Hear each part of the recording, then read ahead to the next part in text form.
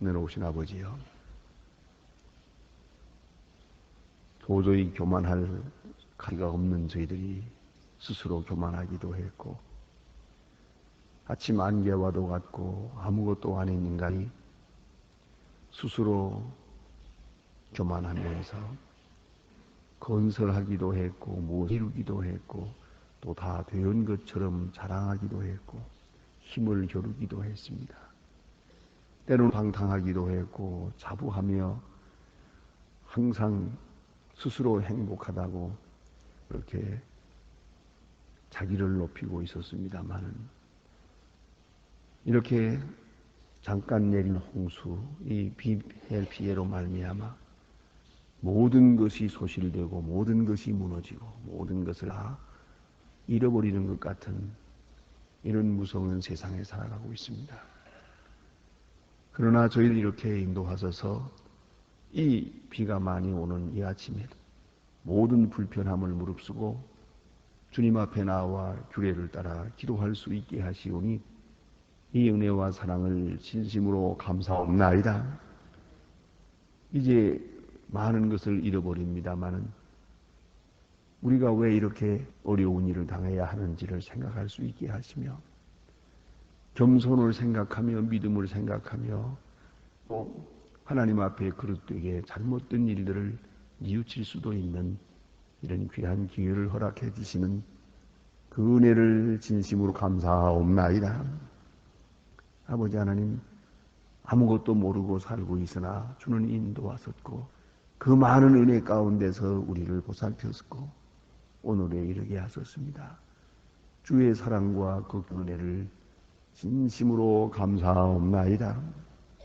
험한 풍파 속에 만풍랑 속에 그리고 이 많은 역경 속에서도 우리를 지켜주신 하나님, 그 은혜를 진심으로 감사옵나이다.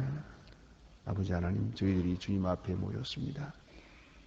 재난 속에서 우리가 선발되어 이렇게 하나님 앞에 모였습니다. 간절히 바라옵는 것은 우리의 기도를 들어주시고 수동고무라의 의인 10명이 있으면 멸망을 면할 수 있다고 말씀하신 주님, 오늘 우리가 이렇게 비오는 아침 주님 앞에 나와 간절히 기도함으로써 이 도성이 구원을 받고 이 나라가 구원을 받고 이 세대가 구원을 받을 수 있게 해주시길 기도하옵나이다. 하나님 아버지, 우리가 기도합니다. 우리의 가정 식구들도 우리 소원의 식구들도 이 자리에 있지 못한 모든 성도들도 함께 기도하는 시간 되게 하시고 그 마음 한뜻으로 하나님 앞에 기도하여 우리의 기도가 하나님 앞에 상달되는 큰 축복의 시간이 되기를 기도하옵나이다. 아버지 하나님, 수해를 당한 많은 사람들이 있습니다. 많은 사람이 죽어가기도 하고 또 많은 재산을 잃어버리기도 하고 이제도 또 얼마나 많은 어려움을 겪어야 할지 알 수 없는 이런 세대에 살고 있습니다. 하나님이여 불쌍히 여겨주시고 이제 이 어려운 일을 당할수록 우리가 하나님 앞으로 돌아올 수 있게 하시고 아무도 원망하는 일이 없게 하시고 서로 돕고 사랑의 손길을 하면서 하나님의 귀한 사랑을 다시 한번 깊이 경험하고 또 전달할 수 있는 그런 기회가 되어지기를 기도하옵나이다. 아버지 하나님, 우리가 이 어려운 일 당할 때에 우리의 마음과 중심을 다하여 서로 돕고 서로 봉사할 수 있는 그런 사랑의 기회가 될 수도 있게 해주시기를 기도하옵나이다. 풍랑 속에서 주의 음성을 들으며 이 수해 속에서 주의 능력을 경험하는 하나님의 사람들이 더 많이 있게 하시고 이 일로 인하여 주님 앞으로 돌아오는 큰 축복도 함께 있어지기를 기도하옵나이다.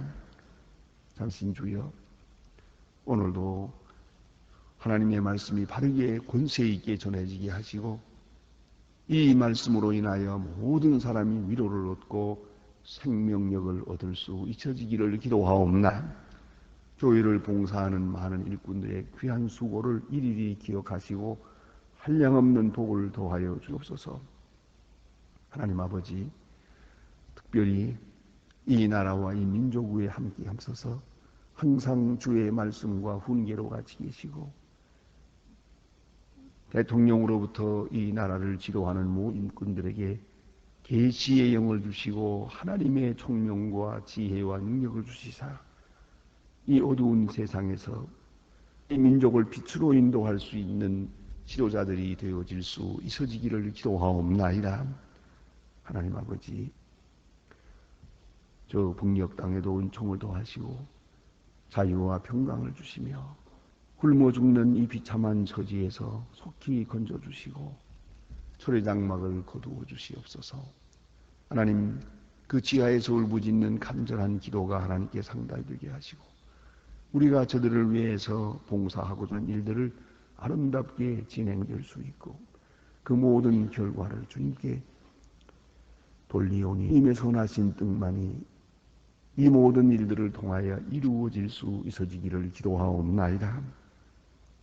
해외에 있든지 여행 중에 있든지 군문에 나가 있든지 오늘도 공부하는 자녀들이나 특별히 여러 가지로 시험을 당한 가정들이나 이 수해를 당한 분들 하나하나 다 돌보시고 병중에 있는 분들을 위로하여 주시옵소서. 하나님 아버지, 오늘이 복되게 하시고 또 좋은 소식을 듣는 날이 되시고 내일 거룩한 주일을 위하여 준비하는 은혜의 날이 되게 하여 주시옵소서. 우리의 마음과 생각을 다 주님께 맡깁니다. 주여, 주의 선하신 뜻을 이루어 주시옵소서. 주 예수 그리스도의 이름으로 기도드립니다. 아멘. 하나님의 말씀 계속해서 시편 42편 보겠습니다. 시편 42편입니다.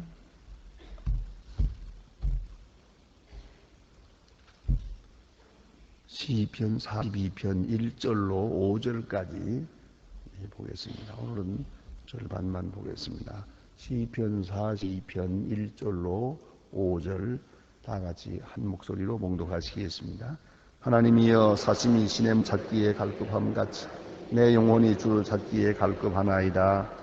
내 영혼이 하나님 곧 생존하시는 하나님을 강하나니 내가 어느 때에 나아가서 하나님 앞에 배울고 사람들이 종일 나더러 하는 말이 네 하나님 어디 있느냐 하니 내 눈물이 주야로 내 음식이 되었도다. 내 전의 성의를 지킴으로 무리와 동행 기쁨과 찬송의 소리를 말하며 저희를 하나님의 집으로 인도하더니 이제는 이 일을 기억하고 내 마음이 상도다. 내 영혼아, 내가 어찌하여 낭망하며 어찌하여 내 속에서 불안하여 하는고 너는 하나님을 바라라. 그 얼굴을 도우심을 인하여 내가 오히려 찬송하리로다. 아멘. 만일에 우리 시편을 가르쳐서 하나님의 사람들의 그 신앙 고백과 아름다운 믿음을 하나님 앞에 그런 고백하는 그런 내용이라고 만약 이렇게 생각한다고 한다면 아마도 시편 42편은 가장 아름다운 믿음, 또 경건 생활, 또 하나님의 사람의 가장 그 귀한 은혜를 하나님 앞에 고백하는 그런 귀한 시라고 볼 수가 있습니다. 아마 시편 모든 시편 중에도 가장 아름다운 시에 속하는 그런 시입니다. 다윗은 이렇게 집을 떠나서 방황해야 할 일이 여러 번 있었습니다만은 대표적으로 사울 왕의 박해를 피하기 위해서 그런 방황하는 그런 신세가 되어 있었고 또 하나는 압살롬 오반으로 인하여 또다시 집을 떠나서 정처 없는 나그네 생활을 해야 했습니다. 이 두 경우 어느 쪽에 있을 때 이 시를 지었는지는 알 수 없습니다. 그러나 이 시의 내용은 누구에게나 해당되는 일입니다. 불편해 집을 떠나서 거처 없이 방황하게 되는 그런 피란길, 낙인의 길, 그리고 막막한 인생, 이러한 인생을 살아가면서 이렇게 이러한 느낌, 이 고백을 할 수 있을 것입니다. 또는 우리가 사업에 실패해서 요새 같은 때는 부도가 난다든가 해서 좀 어려운 일로 인해서 집을 떠나서 방황하는 사람도 있고, 혹은 사업상으로 부지런히 일하기 위해서 그런 고향을 떠나서 멀리 방황하며 살아야 하는 사람도 있습니다. 해외에 출장을 가서 거기서 고국을 생각하며 하나님 앞에 기도하고, 또 예배 처소도 없고 예배당도 없고 또 교회도 없어서 이렇게 나그네로 생활하면서 주일이 되면은 교회를 생각하며 클클하게 지내는 분들도 있습니다.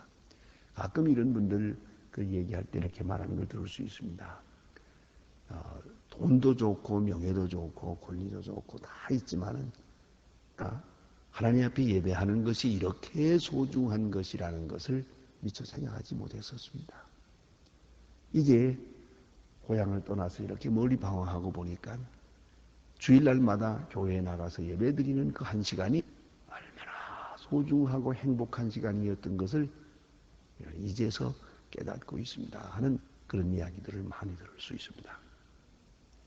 또는 병중에 있을 때 여러분이 병원에 입원해서 있으면서 주일날이 됐습니다. 당장 교회에 가고 싶지만은 올 수가 없습니다. 내가 건강해서 다시 교회를 할 수 있을까? 이대로 끝나는 거 아닌가? 이런 경황에 있을 때 또 역시 오늘 시편 이 말씀은 구구절절히 아주 절실하게 우리 마음에 파고드는 그런 감동이 있을 줄로 합니다. 그래서 오늘 본문을 보면 사심이 시냇물을 찾기에 갈급함 같이 이렇게 말합니다. 마치 이것은 향수와 같은 것이에요. 고향을 생각하는 그 마음이에요. 예? 사슴이 시냇물을 찾기에 갈급함 같이. 사슴은 반드시 물을 마셔야 됩니다. 여기저기서 마음대로 풀을 뜯어먹고 있지만은 언젠가는 반드시 물을 마셔야 됩니다. 그래서는 물 냄새를 맡아가면서 어딘가에 물이 있을 거라고. 그래서 웅덩이를 찾아서 내는 그런 모습을 볼 수 있습니다. 사슴이 시냇물을 찾아 갈급함 같이. 얼마나 참 귀한 표현이니까. 그가 주를 찾기에 갈급합니다. 아주 사랑하고 사모하고 정말 물 한 모금만 맞고 더 먹고 죽어도 한이 없다고 할 만큼 그렇게 갈급한 마음으로 물을 찾는 그런 사슴처럼 오늘 이렇게 주님을 찾아 헤매고 주님을 생각하고 주님을 사랑하고 주의 전을 사모하게 된다는 말입니다. 그것은 주의 전은 때문이 아닙니다. 이것은 생존하시는 하나님을 갈망하기 때문에 하나님을 갈망하기 때문에 여기서 다윗의 독특한 신앙 그 구조를 읽을 수가 있습니다. 그는 하나님 중심이요 하나님 말씀 중심이요 그리고 또 교회 중심이었어요. 성전 중심이었어요. 어디서나 기도하면 됩니다. 뭐 굳이 꼭 그 성막에 됩니까? 꼭 성전에 가야 되는 거 아니잖아요. 그래도 다윗은 안 그래요. 다윗은 그렇지 않아요. 꼭 하나님의 성전, 하나님이 우리와 함께 하신 것으로 그렇게 증거된 이 성전을 사모해요. 그러니까 그의 신앙생활은 구체적이었어요. 단순히 추상적인 아니었어요. 우리가 사랑에 대해서도 그렇지 않습니까? 사랑을 생각할 때에도 사랑이라는 것 마음이 어디나 그러나 그 마음이 표현되는 구체적인 행동이 있는 거예요. 행동 없이 말만 사랑하고 생각만 사랑한다는 그런 얘기는 옳지 않죠. 그 사랑에 향한 구체적 행동이 따르는 것이죠. 그러니까 다윗은 하나님을 사랑할 때 성전을 사랑했어요. 그 성전을 지으려고요. 성막을 사랑했습니다. 그렇기 때문에 그가 비란의 길을 다닐 때에 그 전을 사모합니다. 하나님의 성막을 생각합니다. 하나님의 성전을 생각합니다. 거기에 가서 예배드릴 생각을 합니다. 구체적으로 그가 여기 보니까 이런 말을 해요. 어느 때에 나로 하나님 앞에 배울고 자 언제 건강해서 다시 나갈 수 있을까? 언제 이 상황이 좀 풀려서 나갈 수 있을까? 생각을 합니다. 구구절절히 그가 직접 경험한 것들을 여기서 이렇게 시로 말해주고 있습니다. 이제 그가 그리워하는 모습 몇 가지로 볼 수 있습니다. 첫째가 성의를 지키는 무리와 함께 그래서요. 네? 성의를 지키는 무리와 함께 주일날을 생각해요. 안식일을 생각하고 있는 것입니다. 자, 보니까 이렇습니다. 자기가 안식일이 돼서 성전에 못 가고 있을 때 많은 사람들이 그를 당하는 거죠. 하나님이 저를 버리셨다. 네 하나님이 어디에 있느냐? 이렇게 비방하는 것처럼 들려지는 것이요. 그리고 눈물이 내 음식이 되었다. 계속 슬프고 그렇단 말이에요. 하나님 앞에 예배하지 못하고 사는 생활은 그 사는 게 아니란 말이에요. 그렇게 꼭 생각하고 있어요. 우리 믿는 사람들 하실 거예요. 주일날 교회 나가지 못하고 그리고 사는 거, 그 사는 거 아닙니다. 그것이 바로 믿는 사람의 진실한 고백입니다. 그래서 성의를 지켰다는 거예요. 근데 오늘은 못 가는 거예요. 부득이한 사정으로 인해서 못 가요. 자, 주의를 지키고 싶은데 나는 지금 병원에 있어요. 나는 출장가 있어요. 또 나는 지금 멀리 만부득이 가 있단 말이에요.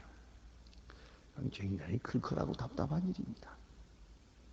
글쎄 여러 번 경험이 있었습니다만은 그러나 제 개인 경험에 있어서는 이런 시간이 제일 답답하고 외로웠던 때가 광산에 끌려가서 일하고 있을 때입니다. 몇 달 동안 강제노동 수용소에서 일하고 있을 때 그거는 시계가 없습니다. 그곳은. 그래서 아주 밝기 시작하면 훤하게 동쪽이 밝으면 일어납니다. 깜깜해지면 자는 겁니다. 시간이 없습니다. 하루에 2끼 식사하는 것뿐입니다. 그리고는 하루 종일 일을 해야 됩니다. 거기는 물론 휴일이라는 게 없습니다. 어느 날이 어느 날인지 그 날짜를 기억하기가 어렵습니다. 전혀 알 수가 없습니다. 그런데 그래도 이렇게 꼽아가면서 아마 오늘이 주일일 거다. 주일날이 되면 얼마나 답답하고 괴로운지 알 수 없습니다. 그러나 일을 해야 되고 또 그 필요한 양만큼의 생산을 해야 됩니다. 주의를 지키지 못하는 사람, 지킬 수 없는 사람, 성의를 지킬 수 없는 그 사람의 마음 참으로 괴로운 것이옵니다. 하나는 여기 보니까 무리와 함께 동행하며 이건 성도의 교제를 말합니다. 나 혼자 교회하는 게 아니고 이 교회라는 것은 이 성도의 무리를 말하는 것이니까요.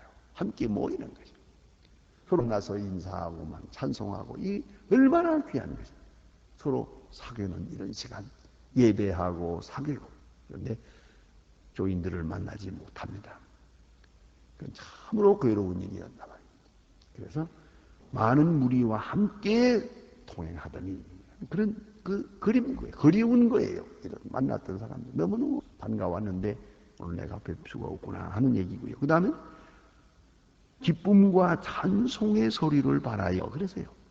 기쁨과 찬송의 소리를 발하여 교회에 나가서 기뻐하고 찬송 이 얼마나 행복한 시간입니다. 우리는 이 행복한 시간을 잘 모를 때가 있습니다. 잃어버리고야 이제 귀한 줄 알죠. 떠나서야 이제 그때가 좋았는데 생각합니다만은 하나님 앞에 나와서 찬송하는 이 일 가장 아름답고 행복한 것이었다. 다윗이 그렇게 기억하고 있고요. 또 하나는 하나님의 사람들을 하나님의 집으로 인도하더니 그랬어요. 그는 인도자예요. 사실로 했을 겁니다. 한번 이렇게 생각해 볼 수가 있습니다. 그가 성전에 나가면 많은 신하들이 나오고 많은 백성들이 나왔어요. 다윗 왕이 안식일에 교회에 나가면 모든 사람들이 따라갔죠. 인도하는 것이 되는 거고요. 만일에 다윗이 안 나오면 많은 사람들이 안 나왔어요. 그런 경우가 된단 말입니다. 그 옛날에 우리나라에도 그런 일이 있었어요. 이승만 대통령 때, 그 이승만 대통령께서 그는 영락교회도 나와보고 정동에도 나오고 여러 교회 나왔습니다만은 그렇게 나오게 되면 그 뒤에서 경비하는 분들이 아주 고생을 하니까 안 했다고 생각해서 육군본부 군인교회를 나갔었죠. 언제나 육군본부 교회를 나왔어요. 그런데 그 당시에 거기에 목사님으로 계시던 분의 얘기입니다. 좌우간 토요일 날이 되면 그 육군본부 군인교회의 정화통에 불이 난답니다. 내일 각하 나오십니까? 교회 나오신다고. 그러면 그날은 육군본부 군인교회가 터지게 많이 모인다. 근데 각하 나오십니까? 몸이 불편해서 못 나오십니다. 그날은 썰렁하답니다. 그 다윗 왕이 하나님의 전에 나간다는 것은 자기만 나가는 게 아니에요. 많은 사람을 인도하는 거죠. 그런 효과가 있는 거죠. 오늘도 우리가 혼자 나오는 게 아니라 많은 무리를 데리고, 여러분도 전화를 걸어서 누구 오늘 교회 나갑니다. 누구 나갑시다. 마친 다음에 우리 같이 만나서 점심이나 합시다. 그런 아마 약속들을 할 거예요. 이렇게 많은 사람을 인도해서 하나님 전으로 나간다. 이런 일들을 생각하고 있는 거예요. 비란 다니면서 내가 꼭 주의를 지켰는데, 그 교회에 가서 찬송을 불렀는데, 또 그 많은 무리와 함께 서로 밝게 인사를 하고 교제를 나누었는데, 또 많은 사람을 주께로 인도했는데, 이거 내가 이 신세가 됐나? 많은 사람들은 비방, 네 하나님이 어디 있느냐 하고 하나님이 너를 버렸다. 마치 저주받은 것처럼 비방하고 있지 않는가 말입니다. 너무 쓸쓸하고 답답한 것이에요. 여러분, 이를 생각해야 합니다. 우리 믿는 사람의 신앙생활은 특별히 이 교회 중심이어야 하고 예배 중심이어야 한다는 것을 마음에 꼭 두어야 합니다. 그리고 우리의 행복 가운데 가장 큰 행복 시간 하나님 앞에 나와서 예배하는 것이다. 그 시간이 가장 행복한 시간이다. 하루 24시간 중에 새벽에 나와서 기도하는 시간이 제일 행복한 시간이에요. 또한 일 중에 주일날이 제일 행복한 날이에요. 또 내 일생을 계산하고 보더라도 가장 행복한, 가장 중요한 시간은 하나님 앞에 예배하는 시간이다. 그걸 잊지 말아야 합니다. 이 사실은 항상 우리가 이 속에 있기 때문에 그 소중함을 좀 모를 때가 있어요. 그러나 다윗처럼 이렇게 멀리 떠나서 성전을 사모하게 되면 이야말로 기가 막히게 마음이 괴로운 것이란 말이에요. 참, 언니가 한번 제가 그런 경험을 했습니다. 워싱턴에 가서, 워싱턴 DC에 가서 이제 집회를 인도하는데, 교육자 수양회를 인도한 것 같은데, 그런데, 제가, 목요일 인도하고 금요일날 돌아오게끔 이렇게 이제 모든 계획을 짜놓고, 여기 주일날, 토요일날 도착하도록 되어 있었어요. 그런데 이분들이 계획 없이, 하루만 좀 더 인도해 줍니다. 연장하는 거예요. 그건 안 된다고 했더니, 자기들이 비행기표를 바꿔가지고, 이렇게 하면은, 거기서 워싱턴 떠나서 시카고 둘러가지고, 그 다음에 포틀랜드 들렀다가 서울 들어오는데, 이렇게 되면은 될 수 있습니다. 토요일 저녁까지 꼭 도착할 수 있습니다. 그래요. 미리 다 계획된 것을 그렇게 해달라고 했어요. 토요일 밤까지만 집에 들어갈 수만 있다면, 그것만 해주시면 내가 하루 더 인도해 주겠다고 그랬어요. 비행기표를 바꿨.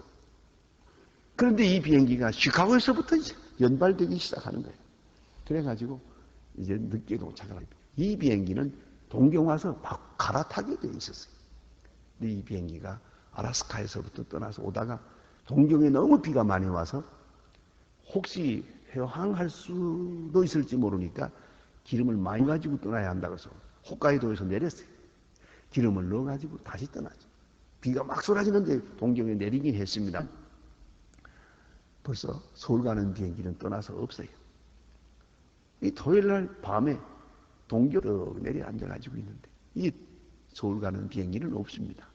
할 수 없이 전화를 걸어서 서울에 전화를 걸어가지고 대신 설교해달라고 목사님들한테 얘기를 해놓고 거기서 이제 주일을 지내는 겁니다. 세상에 그처럼 답답한 일입니다. 비행장에 있는 옆에 있는 호텔 하나 정해줘서 거기서 혼자 앉아가지고 이 교회 생각하면서 찬송 부르겠구나, 지금 예배 보겠구나, 지금 성령, 이런 거지. 완전히 주일을 지내고 그날 저녁에 주일날 밤에야 도달했어요. 그런 아주 답답하게 지낸 경험이 한 번 있습니다. 근데 그 후로 다시는 그런 실수를 하지 않습니다. 비행기 바꿔가지고 뭐 쓰다 소리 하지 말라. 난 내 본래 내려갈 거라. 참 주일날 이 자리에 있어야 할 사람이 못할 때의 그 괴로움, 그것이 바로 믿는 사람의 모습입니다. 자, 이제 믿는 사람인데도 불구하고 주일날 교회 나와도 그만, 안 나와도 그만, 한 번 빠져도 그만, 골프장에 가서 있어도 그만, 이 교인이 아니지요. 오늘 이 성경에 나타난 이 다윗의 고백을 보세요. 내가 성을 사모하여 마치 사슴이 물을 찾아 헤매는 것처럼 갈급하다. 야, 이거 얼마나 귀한 말씀입니까? 정의를 지키는 무리와 함께 동행하며 기쁨과 찬송의 소리를 하며 하나님의 전으로 인도했다고요. 이것이 복이요. 만일에 그렇지 않다면은 이 모든 것은 마치 저주를 받은 것처럼, 소외당한 것처럼, 하나님 앞에 예배하지 못하는 것은 가장 불행한 사람의 모습인 것, 그렇게 고백하고 있습니다. 그러나 5절에 보면 이제 그 다윗의 마지막 신앙 고백을 읽을 수가 있습니다. 내 영혼아, 내가 어찌하여 낭망하며 어찌하여 내 속에서 분하여 하는고, 너는 하나님을 바라라. 하나님을 바라라. 불안할 것 없습니다. 하나님 앞에 사모하고 기도하면 하나님께서 언젠가 반드시 다시 성전에 들어가서 예배할 수 있도록 인도해 주실 거라는 거죠. 하나님을 바라라. 그 얼굴에 도우심을 인하여 내가 오히려 찬송하리로다. 오히려 찬송하리로다. 반드시 다시 하나님의 전에 나가서 찬송하게 될 것이라고 그렇게 고백하고 있습니다. 이 다윗의 간절한 마음, 이 성전 사모하는 마음, 그리고 예배 중심적인 신앙이 우리 모두의 신앙이 되어질 수 있기를 바랍니다. 기도하십시다. 하늘에 계신 우리 아버지시여, 이름이 거룩히 여김을 받으시오며 나라의 마옵시며 뜻이 하늘에서 이룬 것 같이 땅에서도 이루어지이다. 오늘날 우리에게 일용할 양식을 주옵시고 우리가 우리에게 죄진 자를 사하여 준 것 같이 우리 죄를 사하여 주옵시고 우리를 시험에 들게 하지 마옵시며 악에서 구하옵소서. 내게 나라와 권세와 영광이 아버지께 영원히 있사옵나이다. 아멘. 자유로이 기도하시다가 돌아가시겠습니다.